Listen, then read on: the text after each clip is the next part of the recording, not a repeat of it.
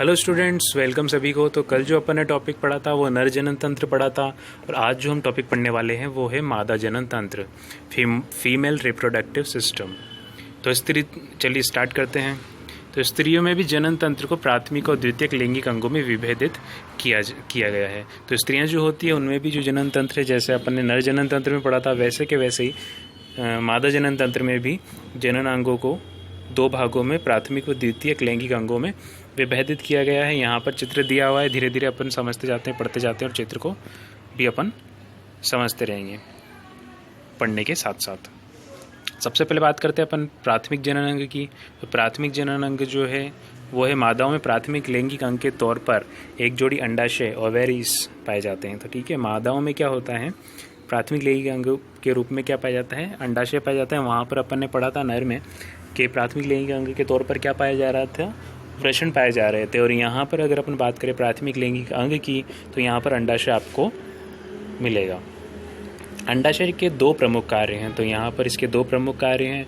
प्रथम, यह मादा जनन कोशिकाओं का निर्माण करता है। मादा जनन कोशिकाएं किसे कहते हैं, अंडाणु को हमने बोला था। और द्वितीय, यह अंतःस्रावी ग्रंथि के तौर पर भी हार्मोनों का निर्माण करता है। और इसका जो दूसरा काम है वो है अंतःस्रावी ग्रंथि के तौर पर हार्मोन का निर्माण करना। कौन कौन से हार्मोन ये बनाता है, एस्ट्रोजन तथा प्रोजेस्टेरोन नाम के हार्मोन का निर्माण ये करता है। दोनों अंडाशय उदर गुहा में वृक्कों के नीचे श्रोणी भाग में गर्भाशय के दोनों ओर उपस्थित होते हैं। दोनों अंडाशय जो हैं अंडाशय संख्या में 2 होते हैं, आपको पता है। उदाहरण में उदर गुहा में वृक्कों के नीचे, तो कहाँ होते हैं, उदर गुहा, अपना जो पेट वाला पार्ट होता है, उदर वाला पार्ट जो होता है, ठीक है, उसमें वृक्कों के नीचे श्रोणी भाग में गर्भाशय के दोनों ओर ये उपस्थित होते हैं। ठीक है, तो चित्र में अपन देखते हैं यहाँ पर। तो देखिए, ये वाला जो बीच वाला पार्ट है इसे कहते हैं गर्भाशय। ठीक है, ये गर्भाशय है, और ये दोनों तरफ अगर आप देखोगे तो अंडाशय होता है। एक अंडाशय ये है और एक अंडाशय ये है। तो गर्भाशय के दोनों तरफ ये होते हैं, और अपना जो पेट वाला भाग होता है, जहाँ अपनी तोंद निकली हुई होती है, पेट वाला भाग, वहाँ उसमें थोड़ा सा नीचे उदर गुहा उसको कहते हैं। पेट वाला भाग जो होता है उसके अंदर जो खाली स्थान होता है उसको कहते हैं उदर गुहा। अभी उदर गुहा के अंदर गर्भाशय के दोनों ओर वृक्कों के नीचे की साइड पर ये होता है। ठीक है, दोनों अंडाशय स्थित होते हैं। चलिए आगे चलते हैं।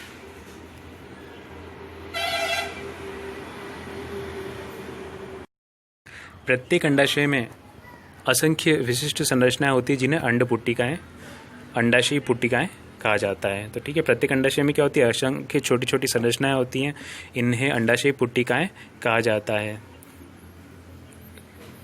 ये पुट्टिकाएं कहाँ पाई जाती हैं, तो ये पुट्टिकाएं अंडाशय के अंदर पाई जाती है। छोटी छोटी संरचनाएं होती है, संख्या में असंख्य होती है। ठीक है, और ये पुट्टिकाएं अंडाणु निर्माण करती हैं, और इन्हीं पुट्टिकाओं के माध्यम से क्या होता है, अंडाणु का निर्माण होता है। पर अंडाणु परिपक्व होने के पश्चात अंडाशय से निकलकर अंडवाहिनी में से होकर गर्भाशय तक पहुंचता है। ठीक है, तो अंडाणु क्या होता है, अंडाणु जो होता है अंडाशय में परिपक्व होता है, और अंडाशय से परिपक्व होने के पश्चात अंडाशय से निकलकर अंडवाहिनी, जिसे फैलोपियन ट्यूब कहते हैं, से होकर गर्भाशय तक पहुंचता है। तो चलिए मैं चित्र में आपको बता देता हूँ। यहाँ पर आप देख रहे हो 2 अंडाशय है, एक अंडाशय ये रहा, एक अंडाशय ये रहा। अब अंडाशय के अंदर से अंडाणु परिपक्व होगा, और परिपक्व होकर यहाँ से निकलेगा और यहाँ आएगा, इस नलिका में आएगा। छोटी सी जो नलिका दिखाई दे रही है, ये नलिका जो होती है फैलोपियन ट्यूब इसको कहते हैं, अंडवाहिनी इसको कहते हैं। इस अंडवाहिनी में देखिए छोटा सा गोल एक संरचना है, ये क्या है, अंडाणु है। ठीक है, ये क्या है, अंडाणु है। तो अंडाणु जो होता है, इसलिए यहाँ पर कहा जाता है कि अंडाणु जो होता है अंडाशय से परिपक्व होकर निकलता है, फैलोपियन ट्यूब में ये जाता है परिपक्व होने के बाद। चलिए आगे चलते हैं। और फैलोपियन ट्यूब से होते हुए कहाँ जाता है, गर्भाशय में ये जाता है।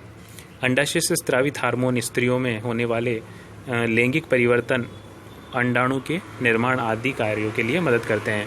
तो अंडाशय से जो स्रावित हार्मोन होते हैं, 2 हार्मोनों के आपने नाम यहाँ पर देखे थे, प्रोजेस्टेरोन और एस्ट्रोजन और प्रोजेस्टेरोन। तो ये दोनों हार्मोन जो होते हैं, दोनों ही हार्मोन क्या करते हैं, द्वितीय गौण लैंगिक लक्षण जो कि अपने स्टार्टिंग में पढ़े थे उनका नियंत्रण करने का कार्य करते हैं। तो ये हुए अपने प्राथमिक लैंगिक अंग, और अब अपन आते हैं द्वितीयक लैंगिक अंग पर। तो इनको सेकेंडरी रिप्रोडक्टिव ऑर्गन्स भी कहा जाता है।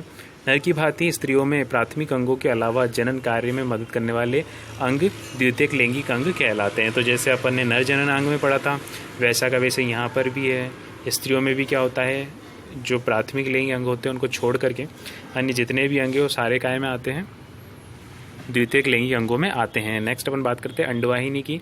यह एक लंबा कुंडलित नलिकाकार अंग है। ठीक है, तो अंडवाहिनी जो है एक लंबा कुंडलित नलिकाकार अंग है।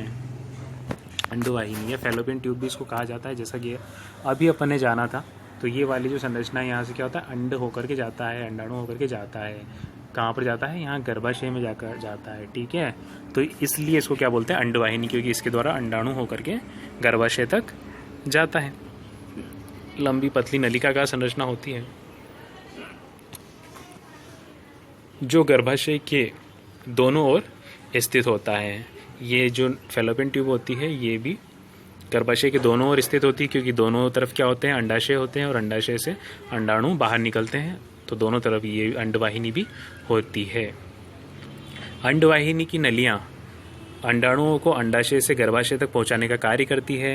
ये 10 से 15 सेंटीमीटर लंबी होती है। जो फैलोपियन ट्यूब होती है, ये फैलोपियन ट्यूब कितनी लंबी होती है, 10 से 12 सेंटीमीटर लंबी ये होती है तथा उदर गुहा के पीछे तक फैली होती है। उदर गुहा जो होती है हमारी जो पेट वाला भाग है, पेट के अंदर का खाली स्थान है, तो उस स्थान में ये होती है, उधर उस गुहा में होती है, उसे क्या कहते हैं, उदर गुहा कहा जाता है। और ये कितनी होती है, 10 से 12 सेंटीमीटर लंबी होती है तथा यह उदर गुहा के पीछे तक फैली होती है।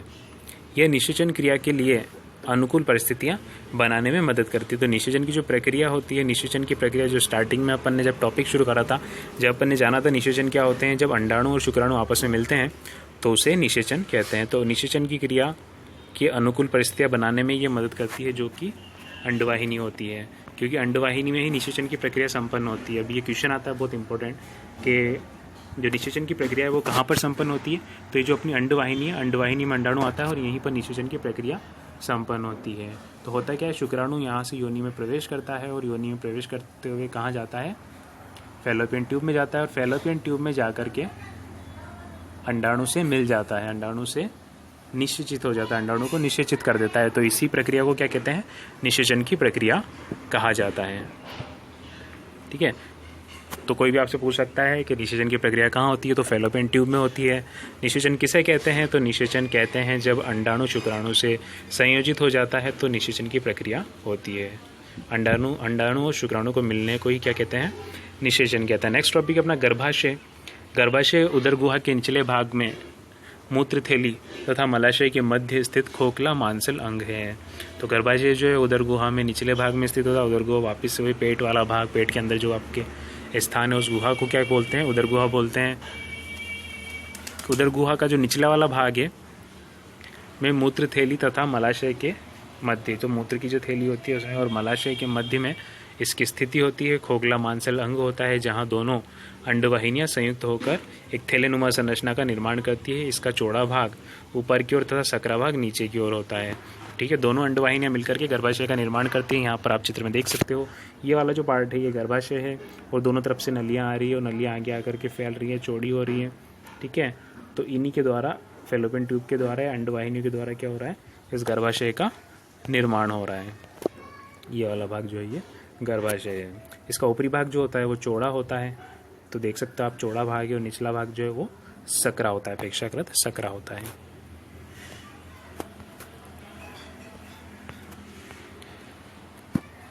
इसका चौड़ा भाग तथा ऊपर की ओर तथा सकरा भाग जो होता है वो नीचे की ओर होता है। गर्भाशय ग्रीवा द्वारा योनि में खुलता है। गर्भाशय में शुक्राणु द्वारा निषेचित अंड स्थापित हो भ्रूण का विकास करता है। तो गर्भाशय में क्या होता है, शुक्राणु द्वारा निषेचित अंड जो होता है वो गर्भ में जाकर के स्थापित हो जाता है और काय का निर्माण करता है, भ्रूण का निर्माण करता है। माता और भ्रूण के मध्य स्थापित कड़ी प्लेजेंटा रोपण भी गर्भाशय में ही होता है। ठीक है, तो देखिए मैं समझाता हूँ आपको। यहाँ पर क्या होता है, जैसा कि मैंने आपको बताया, सबसे पहले पूरी प्रक्रिया की बात करते हैं। चलिए, तो ये अंडाशय है। अंडाशय में क्या होगा, अंडाणुओं का निर्माण होगा। किसका निर्माण होगा, अंडाणुओं का निर्माण होगा। ये अंडाशय है, अंडाणुओं का निर्माण होगा। एक परिपक्व अंडाणु यहाँ से जाएगा और कहाँ पर जाएगा, फैलोपियन ट्यूब में जाएगा। यहाँ से शुक्राणु प्रवेश करेगा योनि में, और योनि में प्रवेश करने के बाद ये कहाँ मिलेगा, फैलोपियन ट्यूब में मिलेगा। और फैलोपियन ट्यूब में जैसे ये मिलेंगे तो निषेचन की प्रक्रिया संपन्न हो जाएगी। अब ये जो अंडाणु है ये कैसा अंडाणु है, ये निषेचित अंडाणु है। निषेचित अंडाणु क्या होगा, फिर आगे जाएगा, ठीक है। निषेचित अंडाणु क्या है, यहाँ से जाएगा, आगे जाएगा और गर्भाशय की दीवार से जाकर के ये चिपक जाएगा। इस क्रिया को कहते हैं रोपण। और यहाँ पे जहाँ पर ये चिपकता है यहाँ पर एक संरचना बनती है जिसे प्लेजेंटा कहते हैं। तो ये प्लेजेंटा क्या करती है, शिशु को जब तक उसका जन्म नहीं हो जाता 9 महीने के बाद, तब तक उसे पोषण प्रदान करने का कार्य ये करती है।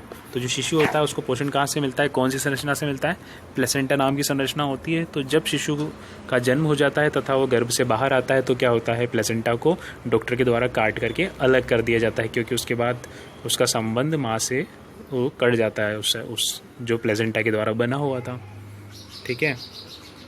और गर्भ में ही क्या होता है, शिशु अपना पूरा विकास करता है और 9 महीने बाद फिर वो जन्म लेता है।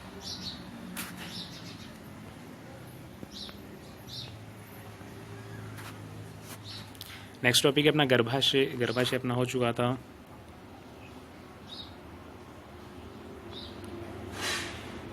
तो प्लेजेंटा पे अगर क्वेश्चन आ जाए तो आप क्या बताओगे, प्लेजेंटा जो होती है एक नलिकाकार संरचना होती है जो कि शिशु को पोषण प्रदान करने का कार्य करती है। नेक्स्ट योनि। योनि को एक और नाम से जाना जाता है जो इंग्लिश में है वेजाइना। यह मूत्र व मलाशय के मध्य स्थित होती है। जो इसकी स्थिति होती है मूत्राशय व मलाशय के मध्य में होती है। करीब 8 से 10 सेंटीमीटर लंबी नाल है जो स्त्रियों में मैथुन कक्ष के तौर पर कार्य करती है, ठीक है। मैथुन की जो प्रक्रिया होती है वो यहीं पर संपन्न होती है। यह अंग स्त्रियों में रजोधर्म स्त्राव तथा प्रसव के मार्ग का भी कार्य करता है। तो प्रसव का मार्ग का कार्य करता है, रजोधर्म स्त्राव का कार्य भी ये करता है। रजोधर्म मेंस्ट्रुअल फ्लो कहते हैं इसको। तो देखिए मैं समझाता हूँ आपको क्या होता है ये चीज़। तो यहाँ पर क्या होता है, जैसे प्रत्येक मासिक चक्र की प्रक्रिया स्त्रियों में पाई जाती है, तो प्रत्येक मास उसमें क्या होता है, हर मास 1 महीने इस अंडाशय से और 1 महीने इस अंडाशय से, ठीक है। तो 1 महीने इस अंडाशय से और 1 महीने इस अंडाशय से क्या बनता है, अंडाणु का निर्माण होता है। और अंडाणु परिपक्व होकर कहाँ जाता है, फैलोपियन ट्यूब में जाता है, ठीक है। तो 1 महीने तो ये प्रक्रिया इधर वाले अंडाशय से होती है और नेक्स्ट महीने में 28 दिन के अंतराल में इस वाले अंडाशय से होती है। तो ऐसा होता है। तो ये अंडाणु परिपक्व होकर फैलोपियन ट्यूब में जाता है। फैलोपियन ट्यूब से कहाँ जाता है, गर्भाशय में जाकर रोपित हो जाता है निषेचन के पश्चात, ठीक है। तो गर्भाशय क्या करता है, इस अंडाणु के आने के लिए, गर्भधारण के लिए, शिशु के जन्म के लिए क्या करता है, तैयारी करता है। तैयारी करने पर क्या होती है, ये जो गर्भाशय की दीवारें होती हैं ये फूल जाती है, कुशन बन जाता है इनमें, ताकि शिशु आसानी से यहाँ पर रह सके। तो जब ये, ठीक है, तो हमेशा ऐसा नहीं होता है। हमेशा क्या होता है कि ये जो अंडाणु बनता है, निर्मित होता है, फैलोपियन ट्यूब तक भी आता है, लेकिन इसको हर बार शुक्राणु नहीं मिल पाते हैं। तो ऐसी स्थिति में क्या होता है, ये अंडाणु निषेचित नहीं होता, और निषेचित नहीं होता तो फिर क्या होता है, गर्भाशय अपनी तैयारियां पूरी कर लेता है निषेचन के लिए, और ये दीवारें जो होती हैं ये मोटी हो जाती हैं। अब ये दीवारें क्या होती हैं, जब निषेचन की प्रक्रिया नहीं होती, गर्भधारण नहीं होता, तो उस स्थिति में ये टूट जाती है और यहाँ से टूट करके योनि मार्ग से बाहर निकलने लगती है। तो रजोधर्म स्त्राव जो होता है वो भी योनि मार्ग से ही होता है, और इसी वजह से होता है क्योंकि निषेचन की प्रक्रिया नहीं हो पाती। अगर निषेचन की प्रक्रिया हो जाती है तो फिर ये जो रजोधर्म की प्रक्रिया ये नहीं होती है, और शिशु जो है वो गर्भाशय में अपना स्थान ग्रहण कर लेता है, रोपित हो जाता है, वो भ्रूण का निर्माण करता है। और सेकंड बात, अगर शिशु जो होता है, शिशु भी योनि मार्ग से, जब प्रसव होता है तो योनि मार्ग से ही वो बाहर आता है, जन्म लेता है। चलिए आगे चलते हैं। गर्भाशय क्रिया द्वारा योनि में खुलता है, ठीक है। इसका चौड़ा भाग ऊपर की ओर होता है, इसका सकरा भाग नीचे की ओर होता है। गर्भाशय ग्रीवा योनि द्वारा बाहर खुलता है। गर्भाशय शुक्राणु द्वारा निषेचित अंड स्थापित होकर भ्रूण का विकास करता है। अरे ये तो पढ़ लिया था ना अपन ने, सॉरी। चलो आगे चलते हैं, जो अपन योनि पढ़ रहे थे। योनि में करती है, यह अंग स्त्रियों में रजोधर्म स्त्राव तथा प्रसव के मार्ग का भी कार्य करता है। योनि में लैक्टोबैसिलस जीवाणु पाए जाते हैं। तो योनि जो होती है इसमें कौन से प्रकार के जीवाणु पाए जाते हैं, लैक्टोबैसिलस नाम के जीवाणु पाए जाते हैं, जो लैक्टिक अम्ल का निर्माण करते हैं। ये जो जीवाणु होते हैं, नाम से पता चल रहा है लैक्टोबैसिलस इनका नाम है, लैक्टिक अम्ल का ये निर्माण करते हैं, तथा कार्बनिक अम्ल के कारण अम्लीय होता है। लैक्टिक अम्ल जो होता है ये कार्बनिक अम्ल है, जो कि क्या होता है, अम्लीय माध्यम वहाँ पर प्रदान करने का कार्य करता है। जो योनि होती है उसके माध्यम को अम्लीय बनाता है लैक्टिक एसिड। नेक्स्ट अपना टॉपिक प्रजनन की अवस्था है। तो ये मादा जनन तंत्र था। मादा जनन तंत्र अपना कंप्लीट हो चुका है। तो जो मादा जनन तंत्र है इसको आप अच्छे से पढ़ना, वीडियो को 2 बार 3 बार देखना, ठीक है, कि 7 दिन में आपके पास ओनली 2 ही वीडियो आ रहे हैं, तो आप आराम से एक वीडियो को 2-3 बार देख सकते हो। तो ये बहुत ज़रूरी है। तो इसको आप 2-3 बार देखोगे तो अच्छे से आपको समझ में आ जाएगा। और टॉपिक को हल्के में मत लेना। दोनों टॉपिक नर जनन तंत्र, मादा जनन तंत्र जो होते हैं उनमें से एक क्वेश्चन पक्का आता है, बहुत ज़्यादा चांस होते हैं क्वेश्चन आने के। तो ये 2 टॉपिक तो आपके बिल्कुल पक्के होने चाहिए। अगर ये दोनों टॉपिक आपने याद कर लिए पक्की तरह से तो एक क्वेश्चन आपका पक्का बैठेगा इन 2 टॉपिक में से ओनली, ठीक है। तो इसलिए इन दोनों टॉपिक को छोड़ना नहीं है। बहुत ही छोटे, बहुत ही सिंपल टॉपिक है। कोई भी बात समझ में ना आए तो आप प्लीज़ उस अपने कमेंट बॉक्स में या मुझसे पूछ सकते हो डायरेक्टली, और दोनों को अच्छे से तैयार कर लेना। आज के लिए इतना ही, फिर मिलते हैं नेक्स्ट क्लास में। तब तक के लिए अलविदा, धन्यवाद।